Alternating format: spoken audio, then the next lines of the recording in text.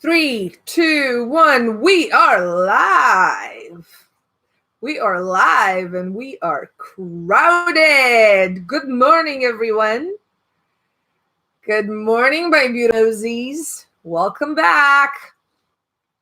Welcome back to A Nose Knows. This is Dana, and you are on the first and only channel dedicated entirely to the long forgotten, to the obscure, simply obscure, or to the not yet known items in perfume and perfumery. Today we're going to talk about one of my favorite things, and you can see I'm all decked and I'm all ready, and I had half of my coffee, which is a feat. And I pulled a lot of things from a lot of different shelves. I think I need to adjust the light a little bit because it's just too much. Sun is in my face. Slider. And welcome. Let's see. Who do we have here? Agnes Tonia from Germany. Welcome, my dear. If you don't know her channel, go check her out. She's a soul after my own heart. She's one of those brains who are very similar to mine. We ramify like trees. And her reviews are really, really fun to watch. So go check her out. Arawal.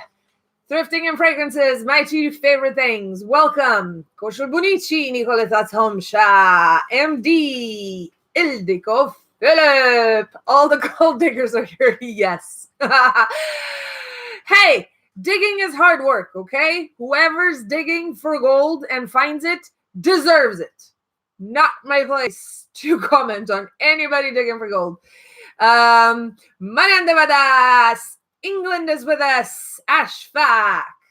Reporting from Bangladesh. Valadina from Miami. And Alexandra, T. Liliana, and Kyle from OSM. Where are you? Where are my testers? I have to show you how beautiful the OSM vials are. Oh, they're in the pile for taking pictures. You'll hear more about OSM later. But for today, one of my favorite subjects, Florin from UK. Welcome. One of my favorite subjects. So I often talk about ultra niche, industrial stuff, man-made weirdnesses, and this and that. We need someone from Antarctica. We'll find them. No worries. I often talk about new releases, either because I can and think they need to be mentioned and nobody's talking about them. Like last week, I talked about a new house from Istanbul. And I often talk about the more niche taste, acquired taste stuff on the market. In that role I have for Saint Laurent. I'm the one who's attracted to the unpredictable, to the highly conceptual fragrances. So you are very used to me talking about ultra in post-industrial, ultra contemporary haute couture, or other types of fragrances. But some of you know I also appreciate vintage fragrances quite a lot, actually. And in my quest to define different ingredients over the years, I've ended up testing a lot of something, right? That's how I ended up perfecting my collection or completing my collection with what I thought or what I was able to find as the best civet vintage or the best oak moss, this and that. That light coming and going in your room is from the fact that my window is right in front of me and there's a beautiful breeze. If it's bothersome, I'll close the window so we don't have a breeze. Just let me know, okay? Otherwise, you're going to be seeing me going on and off lighting from the outside throughout this transmission. What some of you also know is that I don't say no to good thrifting. I love reusing, repurposing. I love thrifting for clothes. And I have no problem mixing expensive pieces of, I don't know, leather goods or jewelry with a $2 thrift store piece of clothing. I have no qualms. I collect. a lot of things. I receive a lot of repurposed gifts, and I'm very happy to give them a second life. So whoever knows me personally knows that that's also true. I am not a snob by any stretch of the imagination, but I do care about quality. So if that comes from obscure places or non-brand names, I'm more than fine to use it, wear it, and love it. Now, thrift stores in America are not always allowed to. Yeah, this is annoying. Let me do this, please. And with this occasion, you'll see how I mixed rhinestones. Opa! I just caught this in midair. Can you imagine? I'm a ninja. Ha! Whoever knows me also knows that. I catch things in the air. In America, thrift stores are not allowed to sell cosmetics, but sometimes you might still be able to find them hidden somewhere, or you can still find them at estate sales, most of which are not really estate. They're just junk sales. Somebody buys a house and wants to get rid of everything that's in it, so they kind of like sell everything together. I love going through estate sales that sometimes belong to collectors. One of my luckiest finds was a lady who was collecting Shalimar. So a lot of my urn bottles, many urn bottles and Shalimar stuff. Actually, I think there's one on the chair right there. That's from the 70s. I have Shalimar in all editions. You know, many of my urn bottles come from there. But sometimes it's just junk. Sometimes they're bags of old cosmetics that people bring me or people find for me. And I go through them, and sometimes I find gems. When I say gems, I say rare things, stuff that hasn't necessarily been rare when it was launched, but it's rare today.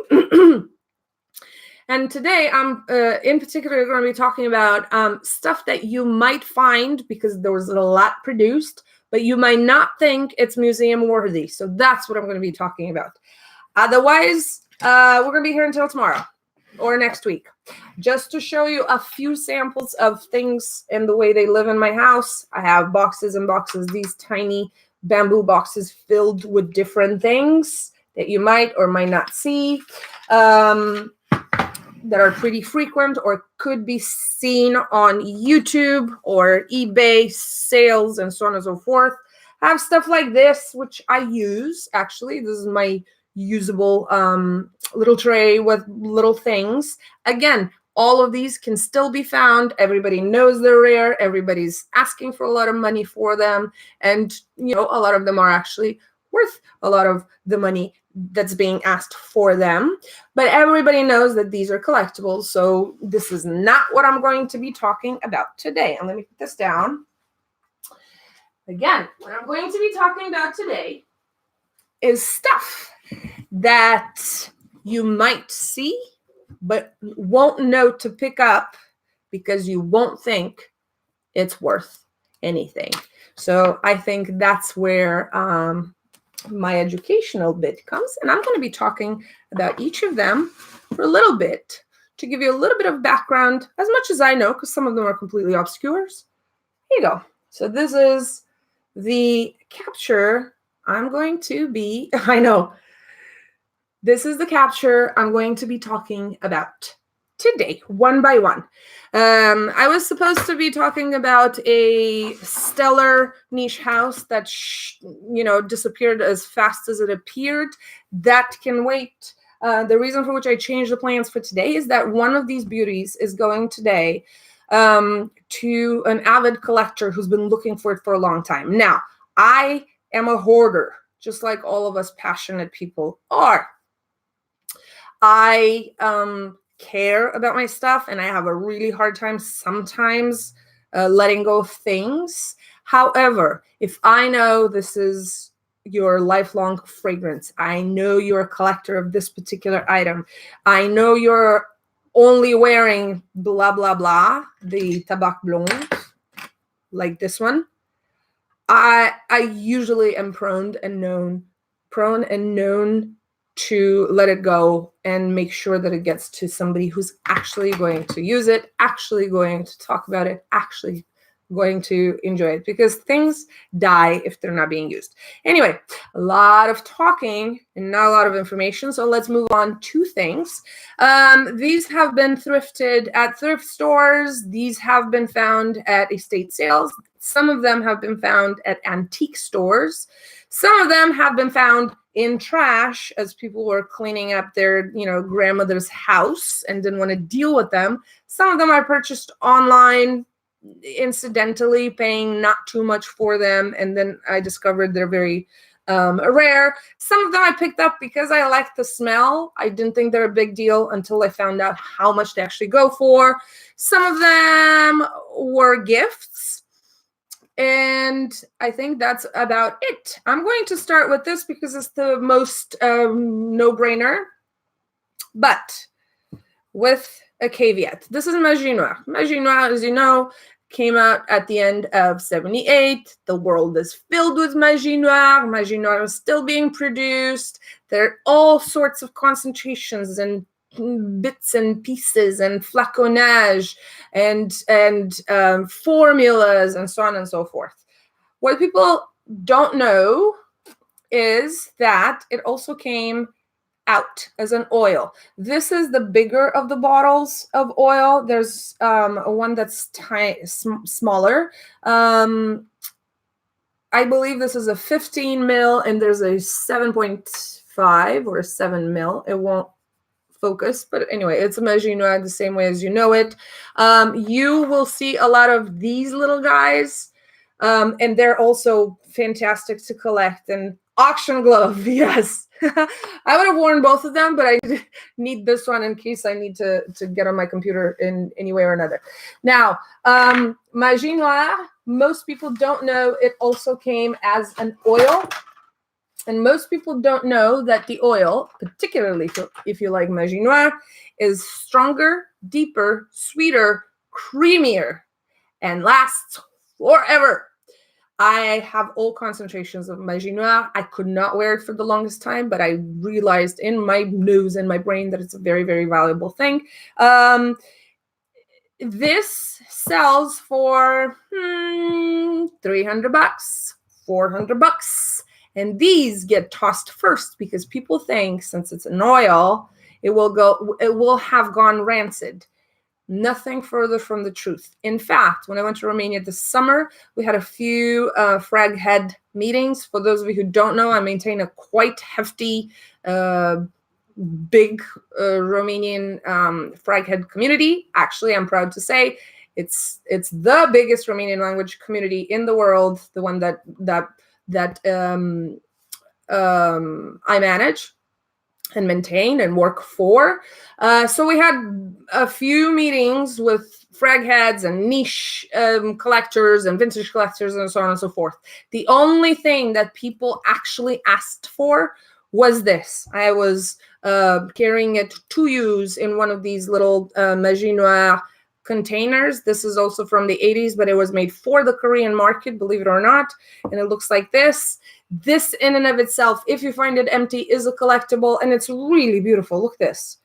It's just gorgeous. The way they used to do things was very different back then. It has a metal baguette. It's a glass inside container, and it's hefty, and it looks very Art Deco. I don't know why it wouldn't focus. Hiba. There you go. It's gorgeous, gorgeous thing. So I had this for my personal use, and I came back with it empty because people were actually asking for bits and pieces. In fact, this was full when I received it. It was bought for £2 in a thrift store in England and sent to me. Again, if you see it and if you see that it's oil, do not pass it because it's better than the alcohol-based formula. And if you don't like it, you can pass it around for $300, $400. Thrift find number one. I didn't find this one. It was a gift, but hey. No, I'm not auctioning. This is mine. Mine! I was this close. This is a parentheses. I was this close to actually filming a parody video today because there's been so much nonsense lately. So, you guys, hello, you guys. How you doing, you guys? Like, so many of you asked me to like make a video about what to wear when you go take a shit. Like, so I thought to do my top 5 fragrances for when you go to the bathroom. Nobody asked me anything. Nobody's asking, hey, do a video on this. No, at least not me. In my experience, nobody's asking that. They don't ask Sebastian. They don't ask the big guys. It's all foo-foo made up shit. When you hear somebody, you ask me so many times what I'm wearing when I like go take the garbage out. That's crap. Don't fall for it. It's bullshit that people invent so they have an excuse to talk about stuff they otherwise couldn't bring up on their own. So I was this close to film a parody, but I didn't. Instead, we're doing serious stuff. Ananda from Gather Perfume is here from the East Coast. We're talking about thrift store scores that you might otherwise pass. And I'm telling you, they're worth a lot of money. So if you see them, do not assume they're going to be worth nothing. If you don't like them, pass them along or sell them on eBay. Yes. The first was the oil Magie Noire, which many people pass because I will do a parody. I will do a damn parody because too much crap is happening on the internetics today. Anyway, oil of Magie Noire, much better, in my opinion, than the counterparts from the same time that were alcohol-based. People pass them or they toss them because they think it will have gone rancid. Nothing further from the truth. It is a superb execution of Magie Noire that is creamier and so much deeper and so much more personal than the alcohol-based that, like I said, at all of my Romanian meetings, gatherings with all the frag heads and all the collectors, women and men, solicited this to be left behind for their personal use. So, Magie Noire oil goes for $300, $400. I've seen it higher dollars on eBay. Don't pass it. The second one I'm going to talk about. Let's do this because this I picked up in a thrift store maybe a few weeks ago. This is the most recent in my collection. And this, again, was produced en masse, but people don't pick it up anymore because it's old Shiseido. The Japanese had for the longest time a more strict policy when it came to disposing of unsold expired items, so they're harder to find.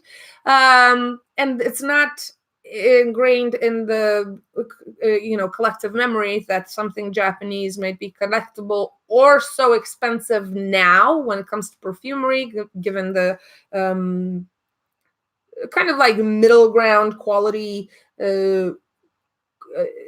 impression. I'm not talking about reality and what is. I'm talking about the impression of what came out of a cosmetic line is in America. If I get too abstract, please rein me back in because this is what happens, particularly with vintages. This is called Inui. I don't know what it means. If we have any Japanese speakers, please let me know. It's a woody, aromatic, very green but extremely balanced fragrance. It's piney and oak mossy, but very delicate. It's worked with the same hand as a lot of it's Japanese aesthetic, if you want. It used to be sold for peanuts in 1976, 77 when it was launched. You could find it in America. This is already printed with the New York, what do you call it?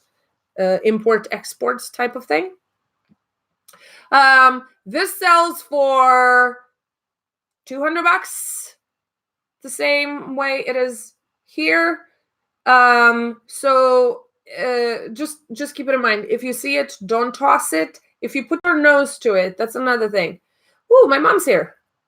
If you put your nose to it, it's not going to smell the same as it does on the skin.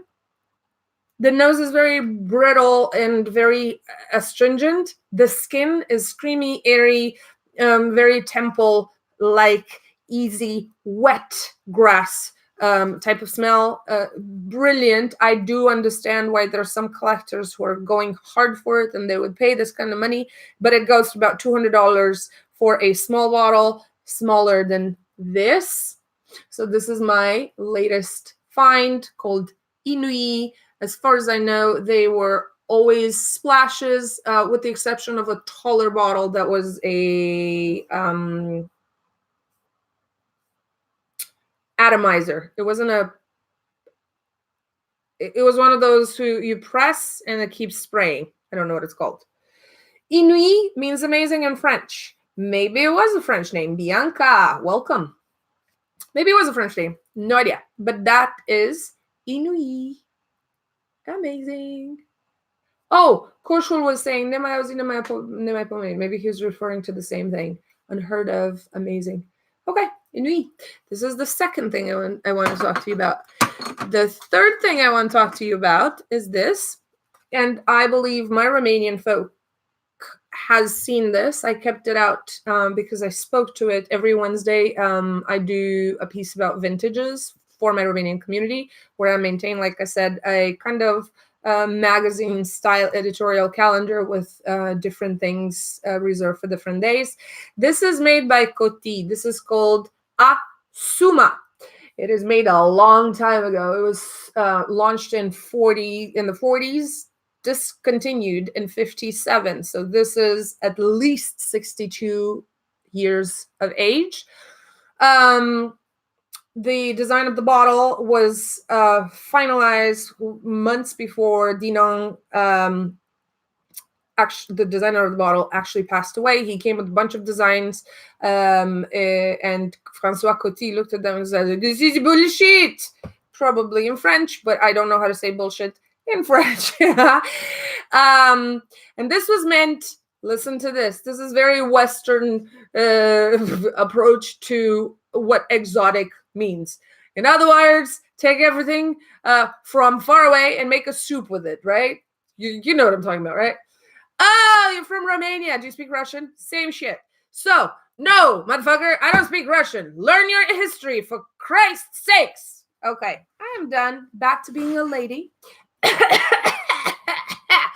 Mr. François Coty was inspired by Bali. Bali is in Indonesia. Those parts of the world. He also took a Japanese name. It's called, I don't know what happened. Oh, maybe the parody stuff just kind of like bursted in. But he was inspired by Bali. Then he called it the Japanese collection. Japanese and Bali, no connection whatsoever. And the design of the box, which I do not have, was Chinese lacquer.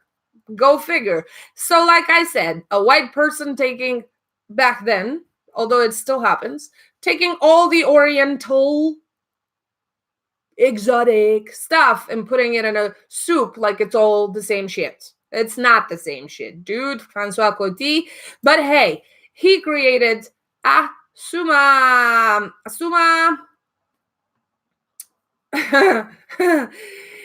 If you find it, classical, Orientalist, whatever that means, mishmash. Yeah, it is a mishmash, but it's a very beautiful mishmash that, get this, to my nose, because some of the top notes have gone, and I would very much like to talk to you guys or hear from you guys what your opinion is on how vintages keep, or if they keep, if they get old or they don't get old. I know it's a never-ending conversation, but I'd love to have it either today or some other time. This was supposed to have some bright citrus notes on top, which are not there anymore, but everything else kind of condensed and made it texturally and smell-wise go towards old school type cream. Think of Pond's, like Pond's cream, face cream. So it's powdery, creamy, slightly skin-y and milky, little bit salty. I believe there was a lot of ambergris in it at that time. It's still beautiful and floral, and it could be a Garnier shampoo from the 90s kind of a thing. So I believe for the time when it was made in the 40s, this was actually quite out there. But for now, it is what it is. And the bottle does not exist anymore. This is a museum bottle. There's none for sale. I've seen smaller kind of like echantillon sample type of things on sale for astronomical prices, but I haven't found it anywhere on auction sites, on eBay. I've never seen it anywhere. And it's a beautiful, beautiful, beautiful design. Look at this. The Pierre Dinan bottle. Initially, it was sold on a pedestal made of black bakelite that was meant to replicate, Chinese lacquer, with a top to it that also replicated Chinese, not Japanese, not Balinese, which is completely different, lacquer. Anyway, Dracula here from Serbia. Thank you, Sasha. Let's see. Is there anybody I didn't say hello to? Anita, the Red Kit, Asuma 1934. Thank you. Vintage gets old, unfortunately. It happens. Sometimes the top notes disappear, and sometimes the rest of them kind of like condense to the point where you don't differentiate, and it's more like a molasses type of feeling. It's like breathing liquid type of thing. Let's see. Is there anybody else I didn't say hello to? Andrea, Ankarapcha, and Dana Maximilian, and Geza from Prague. How did I miss you? Strange Jim, I think we're up to date. All right. So let's move on because I have quite a lot, and I love talking about these beauties. Now, 2 things nobody knows about. Want to go there? Sure. Here's the homework. If you've seen it, if you've heard about it, if you remember anything about it, please come back, because these 2 are not listed anywhere. The first one was a gift from my Romanian community. Many of them find treasures and they send them over because in their head, they have to be handled or spoken about. Yes, especially for you, Sasha. I knew you were going to come, and that's why I put on this makeup. All right, so the first one is Kashkash, and this is a very, very, very rare bottle from a selection of Lubin. Now, Lubin is one of my heart brands, even though I don't wear it that often, but I do have respect for pretty much everything they produced. This collection is called Lubin Diffusion, and I know there were, I think, 4, as far as I know, fragrances in it. I initially thought they're room diffusers. No, it's just eau de toilette. I don't know what they're called, diffusers. They're simple formulas that I don't know anything about. Now, this is 80% alcohol. It's pretty, yeah. The name is Kashkash. Like I said, kash means to catch, right? Or to hide. Help me out, French speakers who are more current with their French. C'est fleuri means it's flowery. And it says, comme l'ilang-ilang avec une pointe de vétiver des îles Bourbon. Hide and seek, cache-cache. All right, thank you. So, ilang, vétiver, Bourbon mention, no idea. It does behave like a cologne more than an eau de toilette. I don't believe it's because the notes have tangled or dissipated. It's a very vegetal ylang. It's not a essential oil quality type of ylang. I don't know what this was meant to smell like. It's a very fresh, very yeah, and you dig for days, exactly, and you become obsessive and you ask and you don't find anything until years later. So this is a homework for you. If any of you know about cache, please let me know. Bye, Shpak. And good luck with your eyes. This sits floral, not very creamy, vague woods in the back, a little bit of greenness, not smoky at all. It's a very non-threatening smell that I could see today in maybe Joe Malone style, slightly. After it sits. So from the bottle, it's a little bit alcoholic, a little bit old. No idea when it was made. I've seen one bottle in one auction, and it was going for about close to $200, 180 something, I think it sold. So there you go. If you find something like this from the old treasure troves of thrift towns and vintage sales and rummage sales and yard sales and flea markets, please don't pass it. And it doesn't say the name on the front, so keep that in mind. It only says it very small on the back. And it says Lubin Diffusion, distribué par Henkel France. So Henkel. No idea. Could not find any information on it or the time frame. My guess is that it's an early 80s bouquet. So that's one thing I don't know anything about. The second thing I don't know anything about is, I think, the most spectacular piece in my collection. I only have theories of what it may be. I found some equivalents, but not the exact thing. Henkel. Yes. No, wait. Yeah, Henkel France.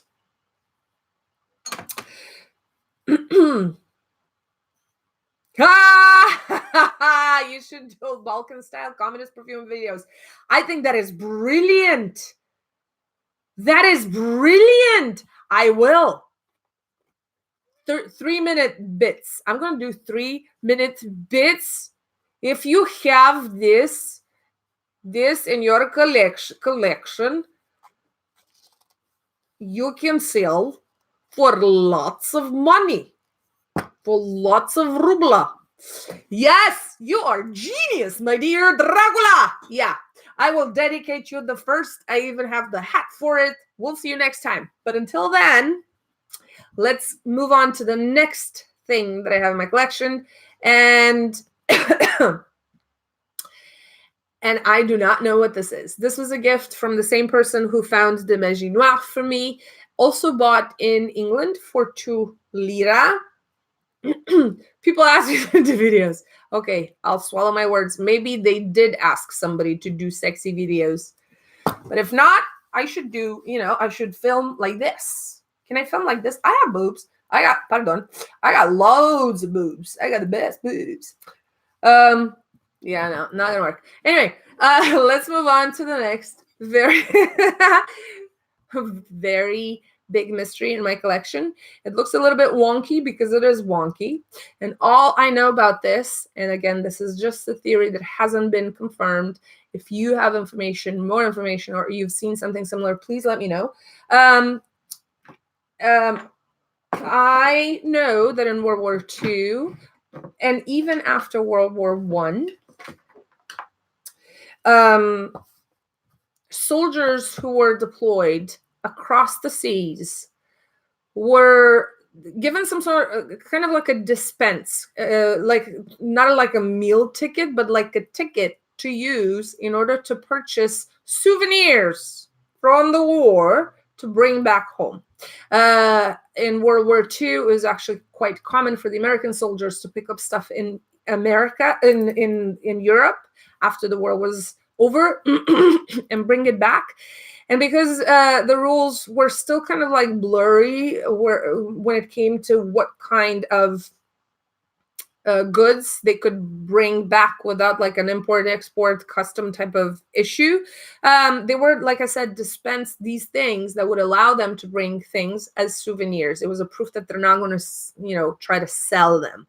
One of these goods that were very sought after was perfume. A lot of the soldiers were bringing perfume back to their, beloveds, to their mothers, to their fiancés, to their whoever.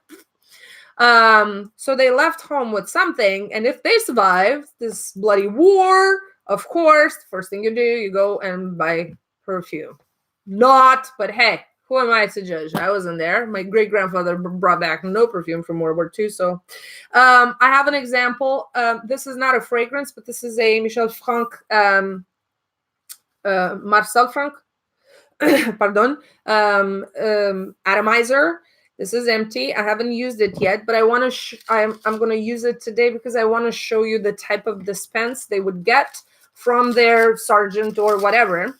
This is from 1944, and it says, "This is to certify that the enclosed articles are bona fide gifts from a member of the Armed Forces of the United States of America on duty outside the continental limits of the United States, and under Public Law 790 are entitled to free entry." So they were not asked for, custom money or import-export taxes or whatever. This is the thing that came inside. And as you can see, it's dated November 9, 1944. So this is an old type of dispense that I'm talking about. I'm only showing you this because I believe this type of thing is involved in the existence of the following stuff, which is this. This is a canister. Inside the canister, this is a canister that closes just like gamela or whatever they're called in war. Everybody would get like something to keep their food, to drink their rations out of, whatever. It was given my grandmother's china from World War II. Nice. I have my partner's grandmother gave us silverware that is that old.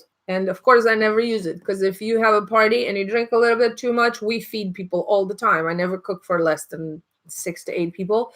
You're at the end of the party. You had a few glasses of wine. You're trying to clean the plate, and then there goes the silver, spoon. Done. Not right now. Not right now. Not right now. Not right now. Sorry.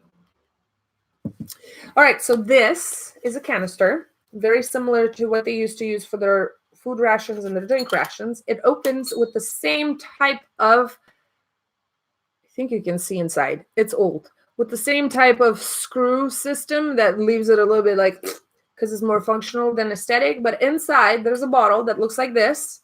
The bottom has a spring in order to keep this kind of like forced in so it doesn't move inside the canister. And the bottle is this. Look at this.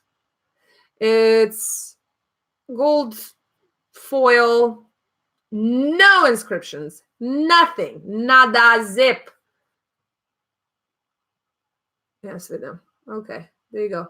This is all I have. W1, number 14 with dots, whatever that means. And what I think is a little C here, but I have no idea. This is all there is. This is also an oil, not as thick as the what do you call it, the Maginois oil, but it's oily. Look at this. Look how it moves. This is not alcohol based. In fact, the most similar I can show you is one of these modern rojas. Look at this. It's a suspension. It's almost like serum, oily but not oily serum. It's a very, very odd consistency. I have this and I have Rodin bis in the same type of oil but not oil serum suspension kind of formula, it applies very differently than both an oil and a alcohol-based formula. And this, to my nose, smells like joy, which kind of makes sense time-wise.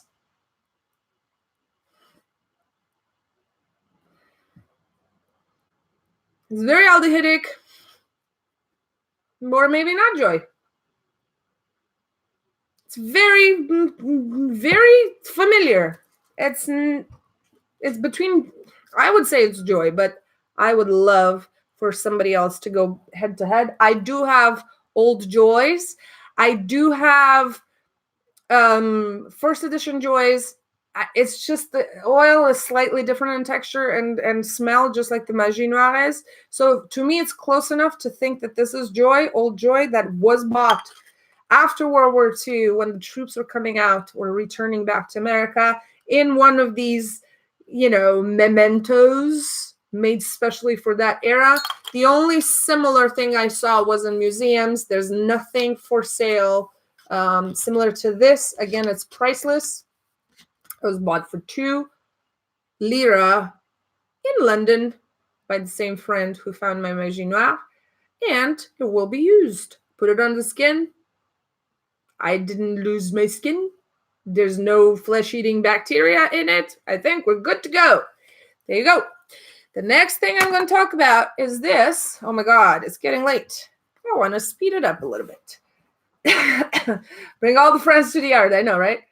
The next thing I want to talk about is this. This is, again, a museum piece, very rare. It wasn't made for mass production. I think it was a very limited edition. People don't really purchase it because it says Givaudan, and Givaudan doesn't necessarily exert very many feelings in people, particularly today. But I bought 4 of these. They're all different, and they're all priceless.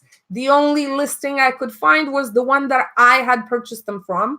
The same seller, I think, put it in several places, and after I bought it on eBay, they didn't take it down in all the other places. So it's the same set. If you see it online, it's the set that I have. But that's the only set I know of. Now, it says Givaudan. One of them says something anniversary 1975. So I believe they were taken out, put on the market, or produced as gifts. I don't know. And I don't know how many there were in these series. I only have 4. And each of them looks like this. And each of them smells very familiar. In my head, what I think these are, this says number 48. That's all you get, numbers on the bottles. I have a 55, a 57, 47, I think. These are the 4 I have. Haba, come on. Camera, come on, camera. It doesn't want to focus. I don't know. Sorry. So this says number 48. They all look like this. The cap is like this. It's pure glass all around. Nothing fancy, nothing special. The cap has plastic. If that tells you something, it might. I don't know. And they all smell very familiar, but not identical to anything. In my head, I believe these were variants of fragrances that Givaudan was commissioned to produce, but these are not the version of that fragrance that made it to the market. In other words, if I order you to make me joy, you're going to come back with 6 things that follow the brief. Out of the 6 things, you probably find an evaluator who says these 3 are valid. From those 3, you pick one and then you work on it and you calibrate. The other ones get tossed. Perfume Sucks actually made this into the concept of their house. All of their fragrances are fragrances that were composed for other houses that those houses said no to. They're like, nope, I don't like this. This is trash. Toss it. The guy didn't toss them. He made them into a house in and of itself. Oh my God. Stockholm Bar, Stranded with Blondes. I'm sorry.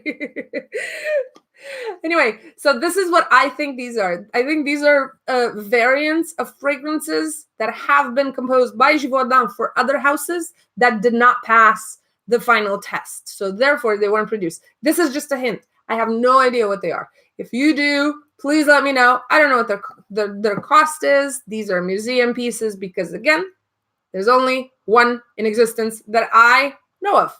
And I don't know everything, but I spend a lot of time doing research. So far in 15 plus years of perfuming, I've never seen them. I've never touched them.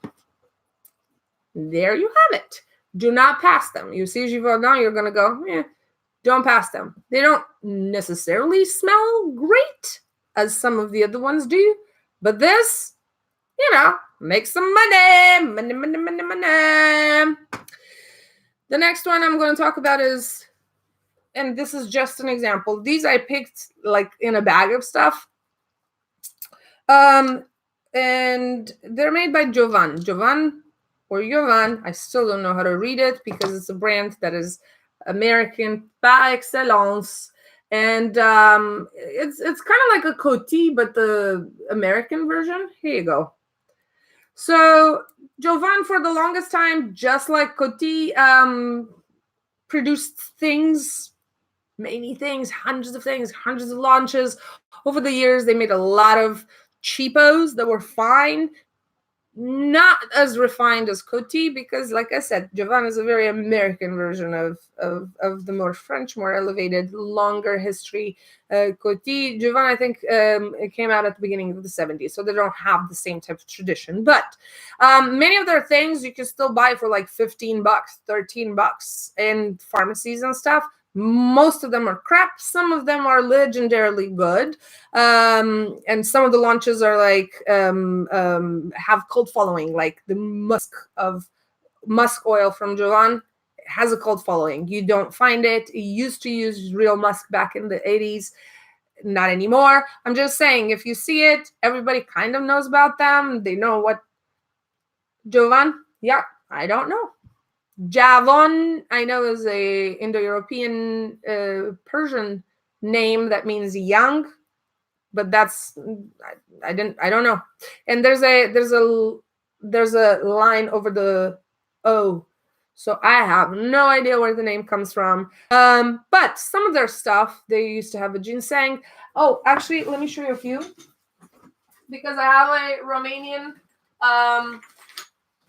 friend who collects them and orders them to my house. They had a lot of these things, right? These are vintages, Lily of the Valley. He's kind of building a collection of Jovan because they're interesting. They're easy to wear. They're, he's just probably kind of like shh after the showers.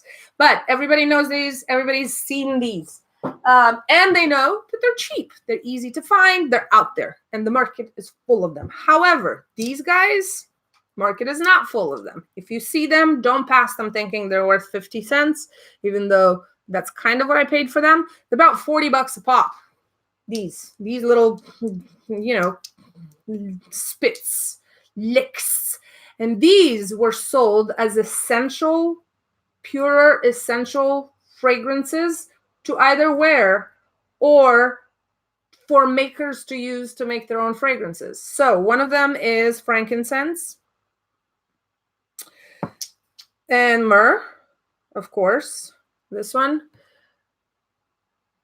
And they're very straight up. It's kind of like the Crabtree and Evelyn sandalwood elixir, the one that goes now for $600 a bottle, and it was like $20 in the stores when it was sold, because it uses real misor. It won't focus. This one is grass oil. So this is a Kumaric bomb. It's kind of like their line for fragrance makers. Let me try.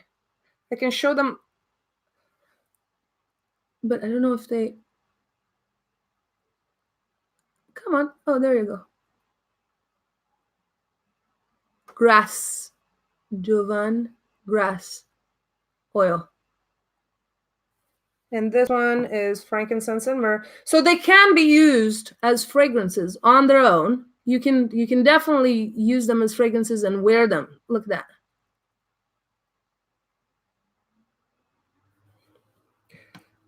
And this is another one. You can definitely use them as their own, on their own. They smell very purely and identifiably as what they say on the bottle. But what I'm trying to tell you is, whereas the big ones are $13, $10, $7 if you get them at garage sales, $2 for the big bottles, these on eBay go for $30, $40, $50 each. And they're good. So keep an eye out. Nice. The next one I want to show you is this. This I picked up in an antique store that was closing. No, actually it was not closing. It's closing now. But when I picked it up, it was like on top of a shelf. And I'm like, what's that red bottle there? What red box there? Is it empty? And they're like, we don't know. Nobody's asking about it. I'm like, okay. So this, my dears, is a Coty bottle of emerald. It mimics leather, but it's like a hard, super hard cardboard. This is what's on here, Continental USA, which helped me date this. This is, again, a museum piece. The emerald is legendary. For those of you who don't know emerald or haven't tried it, emerald is what sat at the base of Shalimar. Shalimar started being made in 1921. The composition started being made in 1921. It was launched in 1925. In 1921 is where emerald popped. Emerald became the go-to fragrance for Guerlain's wife. The dude was like, no. Let me make it better. So he took emerald and kind of like skewed it a little bit, made it better. Yes, made it better. But before Shalimar, there was emerald. After Shalimar, there were a few others, like Sirocco, which came out in 1934. If I remember correctly, which also copies Shalimar and is gorgeous, particularly in the perfume concentration. There were the Gallimard, there were the Zanzibar, there were a lot of after Shalimar. But before Shalimar, and what was the inspiration for Shalimar, was emerald, which I believe in perfume concentration. And for those who don't like the tarry, burnt smell of Shalimar, the burnt rubber smell of Shalimar, should give this a nose and a chance. We can talk about emerald at some other time, and we can talk about the notes and everything else. But what I want to show you is this dude. Emerald was made and is still made in Jdemi. That was Romanian. Thousands of variations, sizes, formulations, concentrations, flacons, and so on and so forth. The world is full of emerald. Emerald from French means emerald. I myself have many emeralds because I think it's very easy to wear. One of them presents like this. See? This is an atomizer. It's like, I like very much. Here you go. Coty on top. Côte des Armes. Allô. Come on. If it's shiny and you know it, clap your hands. Anyway, I use it. Emerald. This is an older version. As you can see, it's a little bit greenish, which is probably why it was called emerald to begin with.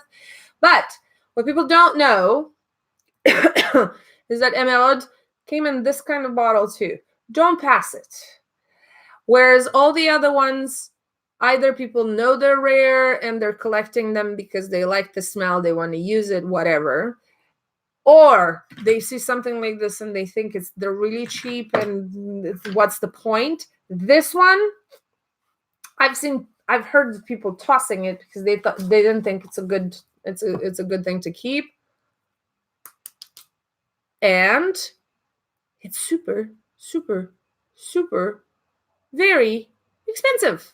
I've seen a couple. This is not as rare as some of the other stuff where I only have notion of one example of it.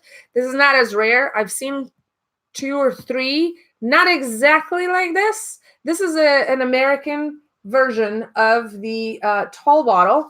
It comes in a box that looks like this. Coty here. No other marks anywhere at all. This has not been used and it hasn't leaked, but it has evaporated a little bit. And I think those vapors kind of like went up and stained it here. This is satin, and that's about it. This is about $500. The other two that I saw, about so. Doesn't say anything on the bottle. Now, these were for the longest time presented in smaller bottles made by Baccarat for a very short period from 1921 to like 1930s, let's say. They were in squat square bottles. After that, there were a couple of tall bottles like these made by Baccarat that said Baccarat on the bottle. This is not a Baccarat bottle, but it is a crystal bottle. And I know that because there's a very, very, very, very faint etching that says Coty. There you go. I think you can see it. Coty. And there's a number 7 on it, which I think is a number 7. I can't imagine the etching to be accidental. It says SDA New York. So these tall bottles that are not Baccarat but are crystal and were presented in these leather wannabes were only made for a couple of years in the 30s, only for the American market, and they look like this. The label is gold. It says Emeraude du Coty. My research says that these are actually housing eau de toilette, but you know, when it's, come on, 90 years old, it really doesn't matter because look at this color. It is glorious on the skin. And this film that you see here, I bet it wasn't there before, but because of time, because of who knows what, I believe the wax that was around the cord kind of like drifted down for some reason. And it's like that. This is waxy. When you see, when you do this, this is wax. Now, the top is what differentiates it from the Baccarat bottles. It's very Art Deco. The whole thing is very Art Deco. Come on. This is what it looks like. And this, if you see it, don't pass it. It might not look as pristine as mine because mine was in the bottle in the box, but it's a lot of money. And it's a museum piece, even though it's Emeraude, which was made in millions and millions and millions of examples. The smell on the outside is, yeah, it smells like a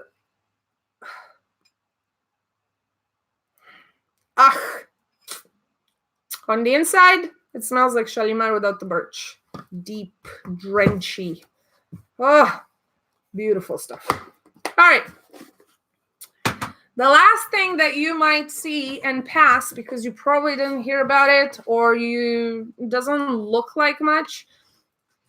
Mind you, I have plenty in my house, plenty, but these are just a selection, again, of stuff that you might know about but think it's very cheap and not worth the effort, or not know about to begin with. This is the one that I wanted to present to you today, and I'm going to go a little bit into the notes because I think it's a very, very well executed composition.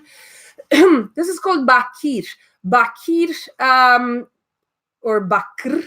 I don't know what the intention was in the beginning. This was launched by Germaine Montet. Germaine Montet was a lady who was born in the 1800s. I'm not seeing your commentary.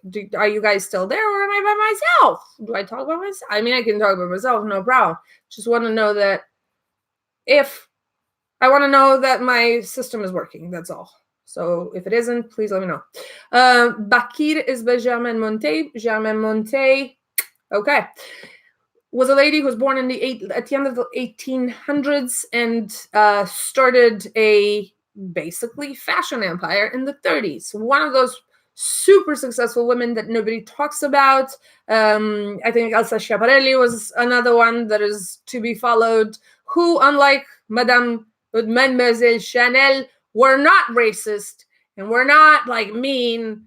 Nazis. Okay, these are the ladies that I will talk about. Germaine Montet built an empire by herself. Estée Lauder is another one that we can talk about. I mean, there are plenty out there. And she started her fragrances in the 40s, so it took about 4 years for her, for 10 years for her to like settle her fashion brand. And then right away she moved into fragrances. She doesn't have that many. If you see Galore, try to put your hands on it. I also had and put up for one of my Romanian charity auctions a miniature in these very elegant metal containers. But this bakir is still usable and very current today. Talk about Oriental. First of all, I have a very big problem with Oriental as a term, but what we now see as Eastern style perfumery, whether it's Middle Eastern or Far Eastern style perfumery, this is it, because it's one of the deepest, spiciest resins I've met in my life, and this is the one that goes to the collector I was talking about today. So Bakir is a deep red fragrance. I don't have synesthesia, even though I wish I had synesthesia. I think Bakir smells like my makeup today. Not literally, but it smells like my makeup looks like today. It's a very tight frankincense and myrrh combination with a lot of deeper notes, a lot of spices, nutmeg, cinnamon, a lot of pepper, some smokiness. It almost smells like those smoke drops, mesquite drops that you can add to food. It smells like clove. It smells like allspice. Yes, allspice, any bahar. It smells like bay leaves. It smells like some citrusy and citrus flowers and petit crème, but very little, just for balance. Again, this is an old fragrance. It came out in the 70s. I think this came in the 75. It doesn't look like much. It's a metal container, heavy metal container. I don't know if it's probably not just because of the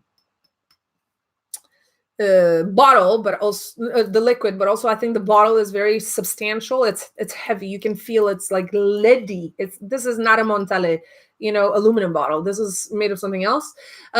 This label, it's kind of lame, not necessarily very well designed. I mean, kind of lame because it's not necessarily good quality. The combination of colors is kind of like poo-poo style. Okay, great. I don't understand the aesthetic concept of this. The lid is just a regular kind of rosy, and the spout is one of those who project very, very far. It doesn't spray for as long as you keep it pressed, as some of the older spray atomizers did. It's like fist by fist. So this is what it looks like. Mine is a tester. I picked it up in an estate sale because I thought everything that lady had was interesting and brands that I knew very little about. And as I always do, I gravitate towards the most improbable, littlest known, come on, thing possible. And as you can tell, this is marked tester cologne spray. Now, it might be cologne spray, but this is super concentrated. I don't know if it's because of time or something else. But like I said, resins galore, spices galore. It has a dusty quality that maybe because of it, I don't know what it smelled in the beginning. But it does have a dusty quality that maybe because of age or because of something else. There's a slight animalic tinge, which compared to other things in the 70s is not going towards poo-poo, pee-pee, and other things. It's more like ambergris and the salty, chocolatey little bit phthalic, but not quite waxy quality of ambergris. It has it. There's a little bit of powderiness. If you search for the notes, I think there's everything. I'm in there if I stand still for long enough. Everything. It's one of those like lists of 140 ingredients. Not most of which, of course, we can't. I mean, I can't necessarily isolate. Maybe you guys are super noses, but mine gets overtired at some point. In any case, it's a fragrance that is current today. People could very easily wear something like this and call it niche. I don't know who made it. I don't think Monte ever declared the perfumers on her juices. It lasts about 4 to 5 hours, which for a cologne and for a vintage, I think is absolutely spectacular. And it sells for a lot of money. Right now, there are a few of these particular ones on eBay. I think there's one at this size that sells for $399. There are a few smaller ones. This is a 2 ounces, so that's 60 milliliters. But there's a 1 1/4 ounce flacon. I have no idea why that size. I don't remember ever meeting it in real life and other brands. 1 1/4 would mean 37.5 milliliters. It's not a 40. It's not a, anyway. That starts the auction of at $199. So there's another find. If you see it, don't pass it. I know it looks like crap, but it might make you rich if you grab it when you can. All right, folks, this is it for today. Hi, Kodruts. This is it for today, and this is the find that will go to a collector who's been looking for it to complete her collection of Monte for a long time. They don't come out often. If they do, I told you what prices they command, and these are finds that are not hard to find. They're just hard to identify as the more expensive in the bunch, because usually people reach to, the Caron, the Guerlain, of which, yeah, there are plenty that are expensive, but a lot of people know about. I showed you a few that nobody knows about that are frequent. You do see them, or you can see them, but you won't know they're valuable, or you wouldn't have unless you listened to this one. So this was my special edition of thrifted, scored, garage saled, rummage sale. I don't know what the name is for it. I think rummage. Is that how you call it in England or in other parts of the world? Trash finds that prove to be expensive, some museum quality treasures. If you like this kind of facts about fragrance, perfumes, and perfumery, you know what you gotta do. Please tell others. I don't advertise myself. They won't know unless you tell them. Pick people who are willing to sit through all of my blabbering of an hour a week. Like, share, subscribe, the blah, blah, blah, blah, blah, all of that stuff. And keep it kind, but keep it real, folks. Until next, keep it good, keep it kind, but keep it real. Until next time, bye. I think I'm going to walk around like this today. Not that I have anywhere to go. I have plenty of work to do, but I will work like this. What to wear when you're sitting there on your computer. Y'all got to, tell me all my secrets. Okay, bye. We will do a parody. I promise. Bye. What to wear when you have dreams of ice cream. What to wear when you pay your bills. Okay, this is too much fun. Okay, bye. 1, 2, 3, and stream, and boom.